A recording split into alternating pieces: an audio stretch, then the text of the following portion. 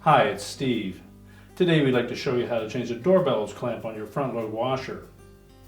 If yours is broken or is rusted, you may need to replace it, but it's a really easy job, so let me show you how we do it. Now, to do this repair, we simply need to open our door up completely. If the old spring clamp is still in place, we'll need to remove it first. We'll take a small flat blade screwdriver and just feel around on the bottom edge of that bellows until you locate the spring. It should be somewhere in that 6 o'clock position. Now we begin by opening up the door. If your old clamp is still in place, you'll need to remove that first. And down and around the 6 o'clock position is where the spring should be located. So take a small flat blade screwdriver and go into the loop on the end of that spring, and then carefully pry out without damaging the bellows.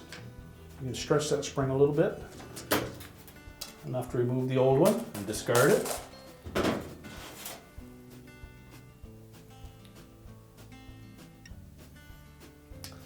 And next we'll take that new spring clamp.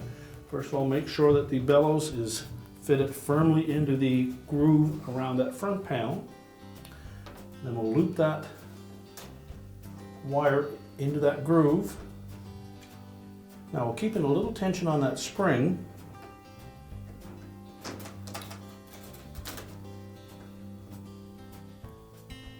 Now we're keeping a little tension on that wire.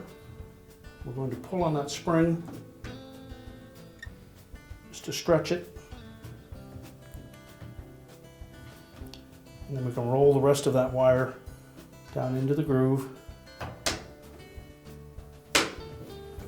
Now if you have a hard time doing that with your hands, you can also grasp the end of that spring just with a pair of needle nose pliers, but you want to make sure that you keep it tight up against the bellows and pull in this direction, not outward. Once you have it lined up, we're ready to close the door, and your repair is complete.